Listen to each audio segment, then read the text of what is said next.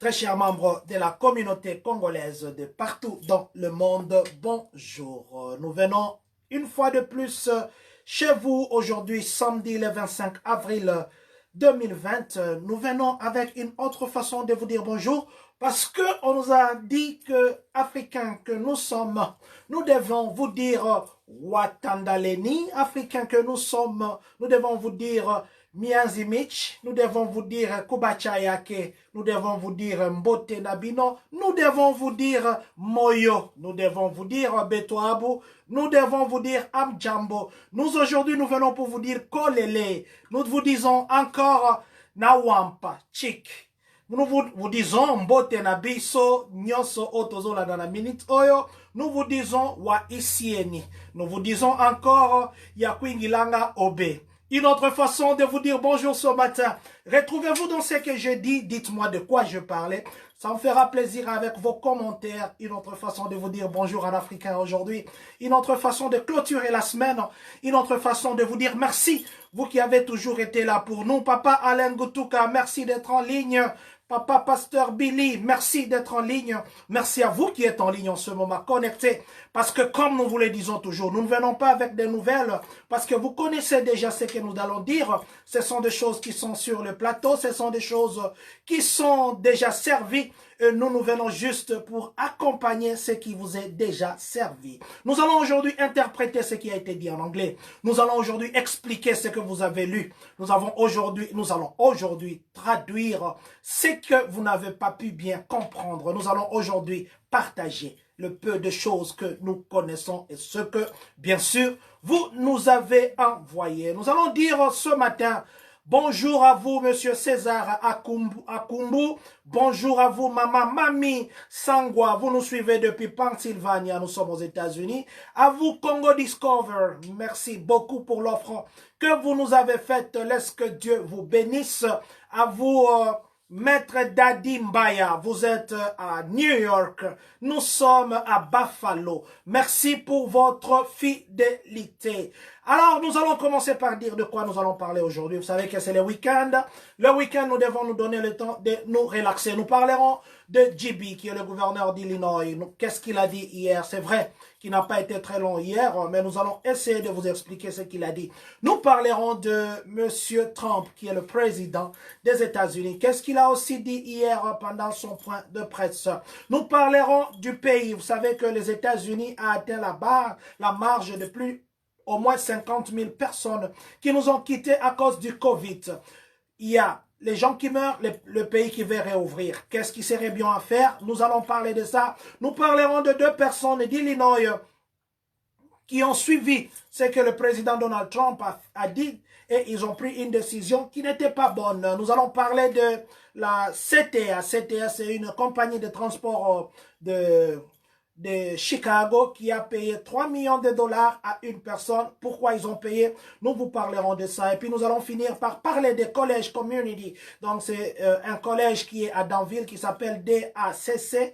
Alors nous vous parlerons de comment ils se sont organisés pour passer la cérémonie des remises des diplômes qui interviendra le 22 mai. C'est un peu de ça que nous allons parler. Jetons-nous dans la piscine avec le gouverneur JB. Le gouverneur JB hier, bonjour à vous Armès Diessa, merci d'être en ligne. Donc je disais que le gouverneur JB hier, à son point de presse, il n'a pas été très innovateur, il n'a pas innové, il a juste parlé de combien de cas nous avons, quelles sont les démarches qu'on fait maintenant, les efforts que l'État d'Illinois est en train de faire en ce qui concerne le coronavirus. À vous, Maman Joujou, Louis Ndoula, recevez nos bonjours. Il a dit hier que c'est pour la première fois, parce que vous savez, l'autre fois, ils ont dit que nous sommes entre l'Illinois, ils étaient en train d'étendre la capacité des tests et l'objectif c'était d'avoir 10 000 personnes testées par jour. Et hier, c'était pour la première fois à Illinois que 10 000 personnes étaient testées. Donc, ils ont été capables de tester 10 000 personnes. Et ils sont même allés au-delà. Donc, ils se sont félicités pour une fois d'atteindre l'objectif des tests journaliers. Il a aussi dit que c'était un nouveau virus parce que Jusque-là, on ne sait pas, est-ce que quelqu'un, une fois guéri, il devient immunisé ou bien il peut encore retomber malade. Alors, il a dit que les études que nous, actuellement, maintenant, le chercheur d'Illinois, Université de Chicago, Illinois, plutôt, l'Université d'Illinois de Chicago, en partenariat avec l'Université d'Illinois de Champaign-Urbana, travaille pour maintenant faire ces études-là. Voir la possibilité de personnes, une fois rétablies, est-ce que cette personne maintenant développe les anticorps et les anticorps qui vont le rendre maintenant, qu'il ne soit plus vulnérable pour ces virus de corona. Donc, c'est un peu ça qu'il avait dit. Donc, pour le moment, les recherches sont en train de faire et de se faire pour voir si une fois une personne rétablie pourrait encore retomber malade. Ça, c'était le gros du discours du gouverneur hier. Bonjour, monsieur Regan Mbouy, que Dieu vous bénisse. Merci d'être en ligne. Après, on a donné les statistiques de combien de personnes sont contaminées jusque-là sur l'étendue du Illinois. Illinois qui est un grand État. C'est vrai, il y a beaucoup de discussions qui se font autour de la décision du gouverneur. Il y a un shérif de l'Est d'Illinois qui a lui dit, il a refusé, il a dit qu'il ne va pas continuer à garder... il n'est qu'un shérif, comprenez qu'il n'est pas maire. Alors lui, il a dit que la décision du gouverneur aussi, comme l'autre nous avons dit hier, ça a débordé. Alors, il ne peut plus continuer à garder les gens à la maison. Il s'est insurgé, il s'est porté contre... Il s'est levé contre la mesure du gouverneur. Alors, il y a des critiques. Les gens disent qu'il n'est que shérif. Il est shérif. Il est un département, il est de la police. Comment est-ce qu'il peut s'élever contre le gouverneur? Mais le problème, c'est que la Constitution américaine, elle laisse tellement de fenêtres que chacun à son niveau peut s'élever et contredire une autorité. Donc, je disais ici, Papa Anissé Badibanga, merci d'être en ligne et bonjour. À vous, Rodri et Régine Dangui, bonjour. Je disais que les statistiques jusqu'à hier, qui étaient le 24, ici à Illinois, on était à 2724 nouveaux cas. 2724, je vous ai dit qu'il y a 2 jours qu'on avait atteint 2000. C'était pour la première fois qu'on a eu beaucoup de nouveaux cas. Et imaginez, hier, c'était à 2724 nouveaux cas. Et dans ces conditions, on demande au gouverneur de rouvrir. C'est pour encore exposer les gens ou c'est pour sauver les gens. Et les morts, aujourd'hui, on est plutôt le... Comment on dit? Les gens qui sont morts, juste pour la journée d'hier, on avait sur l'étendue du Illinois, on avait un total de 108 morts. Je dis bien 108 morts.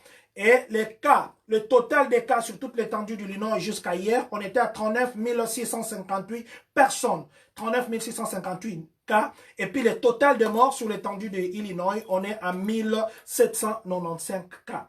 Alors, plutôt 1795 morts. Vous savez que c'est un grand nombre. C'est vrai qu'il y a maintenant les gens qui critiquent. Les gens disent, ce n'est pas ce que nous disons. Les gens disent dans les commentaires, même quand le président Donald Trump fait son discours ou le gouverneur fait les discours, ils disent que maintenant c'est comme si les gens faisaient un jeu des morts.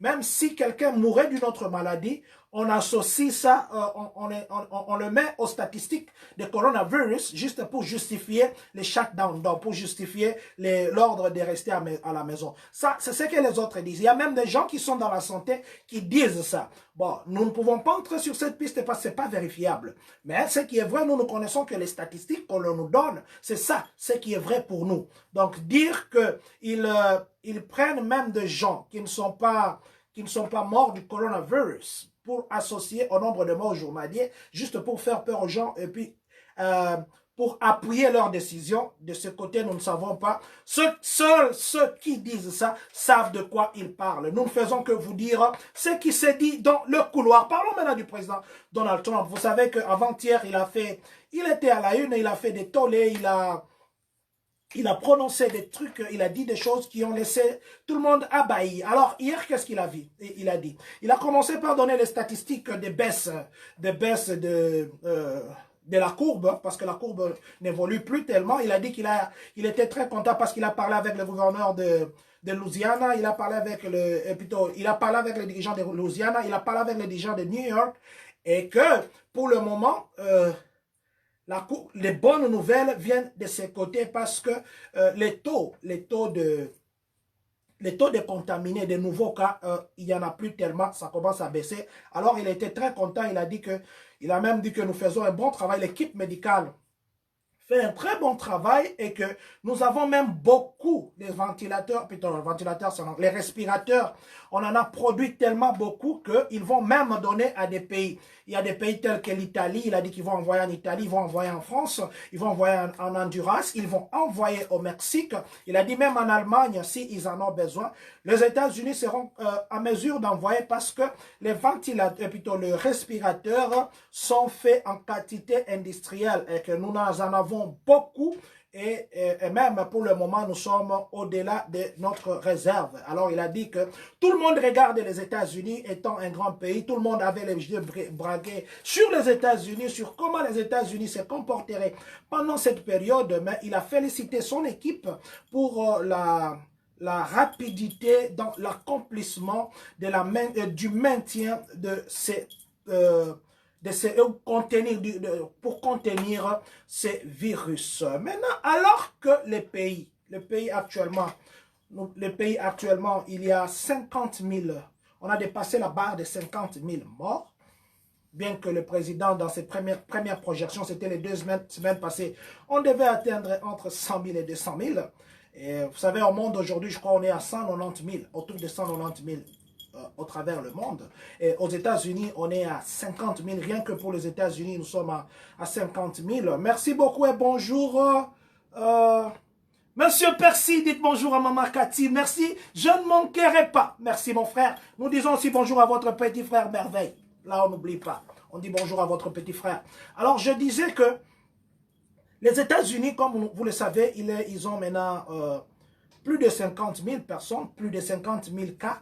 Et on dit de rouvrir les pays. Il y a de certains gouverneurs, par exemple les républicains surtout, je vous ai dit que pour le moment c'est une guerre, pas une guerre ouverte, une guerre un peu cachée, avec comme astuce, ils trouvent raison de coronavirus. Donc beaucoup d'États qui ont le gouverneur qui sont républicains, là nous sommes à Georgia, nous sommes à Oklahoma, et puis Georgia, par exemple, ils ont autorisé l'ouverture de leurs activités. Ça veut dire qu'ils ont donné l'ordre, ils ont suivi l'ordre fédéral qui était donné par le président Donald Trump de rouvrir le pays. Alors, le gouverneur de Oklahoma et le gouverneur de Georgia, eux ont décidé, ils ont donné déjà l'ordre au pays, et plutôt à leur tête, de s'ouvrir. Bonjour, maman Olga Senemo, dites bonjour à monsieur Célestin Kabwe. Bonjour à vous, Papa Ongono Emile, que Dieu vous bénisse. Alors, je disais que Oklahoma, ils ont pris la décision d'ouvrir parce qu'ils appuient la décision du président, qui est aussi du même camp, qui est aussi républicain comme eux. Mais tandis que Alaska aussi, il y a le gouverneur qui est aussi républicain, ils ont aussi donné la voie à ouvrir des restaurants, des magasins, mais avec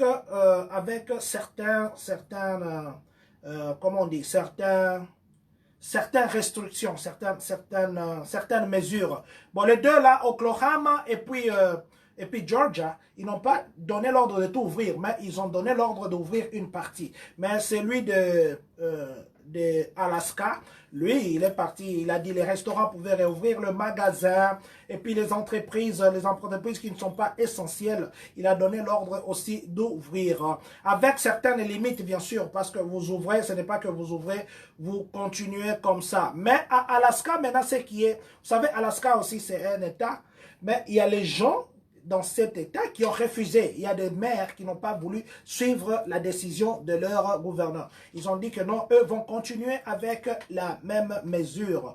Donc, c'est pour vous dire qu'il y a maintenant, il y en a qui veulent faire l'argent, il y en a qui veulent qui veulent continuer à sauver des vies. Maintenant, les experts se demandent, avec 50 000 cas, ou le cas de contaminés. Est-ce qu'il est vraiment important que les pays rouvrent parce qu'il faut sauver l'économie, ou il est important que l'on continue d'abord pour sauver des vies? En fait, ça, c'était de ce qui est de la barge de 50 000. Nous allons maintenant parler à Illinois. Nous revenons encore ici chez nous. Il y a 2 personnes. Nous avons eu 2 personnes ici qui ont suivi ce que le président Donald Trump a dit et ils ont fait un usage inapproprié des désinfectants. On n'a pas donné les détails sur quelle façon de faire. Ils ont ingurgité ou bien ils ont bu ou bien ils se sont mis, on ne sait pas, on n'a pas dit, mais tout ce qu'on a dit, on a appelé le département qui s'occupe de poison ici à Illinois pour qu'ils aillent au secours de ces deux personnes. Dieu merci, ils ne sont pas morts. C'est pourquoi nous revenons aussi encore rappeler que c'est vrai que des fois la voix d'un leader, ça pèse, mais du moins, il y a des domaines où il faut suivre la voie de ceux qui sont experts. Nous vous avons expliqué hier, nous avons même titré que le président Donald Trump avait raisonné à haute voix, mais il y a des gens qui cherchent des solutions coûte que coûte. Il est aussi ici, comme nous l'avons dit ici hier, il est aussi ici de notre devoir de dire coup de chapeau à notre compatriote qui a su donner une solution à ce qui se passe. C'est pourquoi nous vous disons que nous ne venons pas avec des nouvelles, parce que vous connaissez déjà de qui il s'agit. Alors si nous disons ça, ça sera comme une histoire. Nous vous disons simplement coup de chapeau à ce compatriote qui a pu sauver, ou qui est en train de sauver le monde. Parlons maintenant de CTA. CTA c'est quoi? CTA c'est comme ici nous avons des compagnies de bus, MTD ainsi de suite. À Chicago nous avons aussi ce qu'on appelle CTA. Nous sommes en 2018. Nous sommes en novembre 2018. Un chauffeur cogne une personne qui aujourd'hui a 80 ans.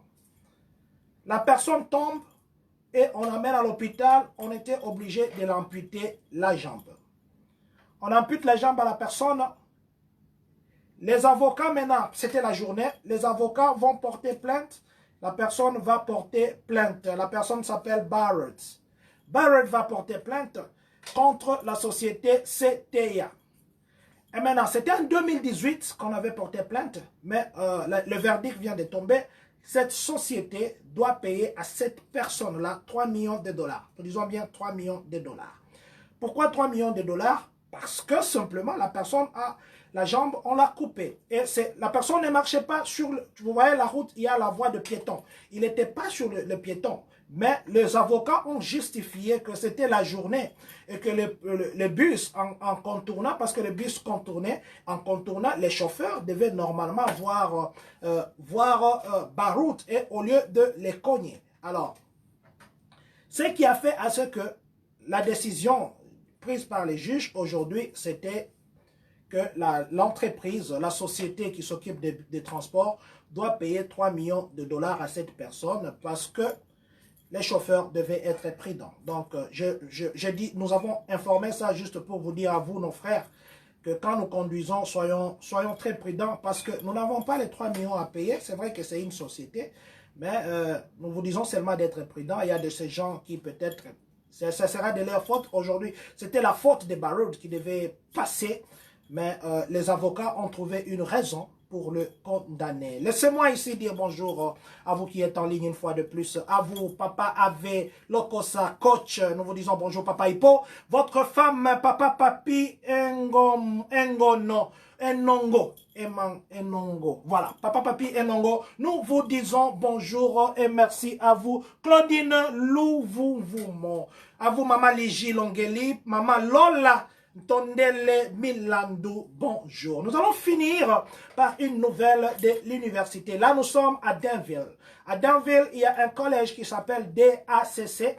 Ceux qui étudient là-bas, nos compatriotes qui conduisent là-bas chaque jour, ils connaissent. Ça s'appelle DACC. DACC voulait à tout prix tenir une cérémonie de remise des diplômes, comme chez nous au Congo, on appelle la collation des grades académiques. Ils voulaient à tout prix retenir, mais avec la décision du gouverneur de prolonger jusqu'au 30 mai, ils sont dans l'incapacité de tenir leur cérémonie de remise des titres académiques, d'ailleurs, qui devait inclure pas seulement une seule promotion, il devait avoir la promotion de ceux qui ont étudié en automne 2019, ceux qui ont étudié en printemps 2019 et ceux de l'été 2020. Vous voyez que ces 3 promotions qui devaient avoir leurs titres académiques, mais malheureusement, avec la décision du président, et plutôt du gouverneur, de prolonger, ils ont dit qu'ils vont maintenant tenir comment on dit ça, une cérémonie de remise des diplômes virtuels. Ça sera sur YouTube. Ils vont faire ça le 22 mai sur YouTube. Ça sera en direct, vous serez sur YouTube, excusez-moi. Ça sera sur YouTube et que vous devez, avant, si vous êtes étudiant là-bas, ou votre ami, votre enfant, vous-même, vous êtes étudiant là-bas, avant le 7 mai, faites un effort, entrez en contact avec l'université, appelez. Appelez pourquoi? Pour que vous puissiez confirmer votre nom. Vous savez, il y a des noms qu'on prononce, ça sera en direct, ça sera sur YouTube s'il ne prononce pas bien votre nom. Ça veut dire que ce n'est pas vous qu'on va citer, bien que ça sera en fait vous. Mais en disant les noms sur YouTube, ça ne sera pas vous et ça va rester dans les archives. Vous n'étant pas vous. Alors, ils ont dit que il faudrait les appeler avant les 7 mai pour que vous puissiez confirmer votre nom. Et vous devez appeler au 217 443 87 97. 217 443 87 97. Vous appelez pour confirmer votre nom et aussi vous les écrivez pour envoyer vos photos. Parce que sur les diplômes, il doit y avoir vos photos. Envoyez vos photos. Vous devez envoyer vos photos au MG. M comme Mary, G comme Golf, E comme Ego, N comme Novembre, T comme Tango, R comme Roméo, U comme Uniforme, P comme Peter, P comme Paul. Donc, M, G, E, N, T, R, U, P, arrobase, D, A, C, C, D comme Delta, A comme Alpha, C comme Charlie, C encore comme Charlie, point edu, edu comme abréviation de éducation, point edu comme abréviation de éducation. Donc c'était là les quelques points que nous devions partager ce matin. Nous vous disons merci, nous vous disons aussi de la façon que nous avons commencé, de la façon que nous allons encore terminer. Nous vous disons ceci. Watandaleni. Celui qui connaît cette langue, qu'il me dise, je vais lui envoyer un cadeau. Watandaleni. Dites-moi, ça veut dire quoi et c'est dans quelle langue? Que le Seigneur vous bénisse et il nous reste maintenant qu'à dire que Dieu bénisse la République démocratique du Congo, que Dieu bénisse les Congolais de partout dans le monde et que surtout, que Dieu bénisse les Congolais de Champagne, Kani. Et ça, c'est pour vous, Monsieur Christian Ilunga, et à vous aussi, Tade Luger, Linda Mousswamba. Merci d'être en ligne. Que Dieu vous bénisse.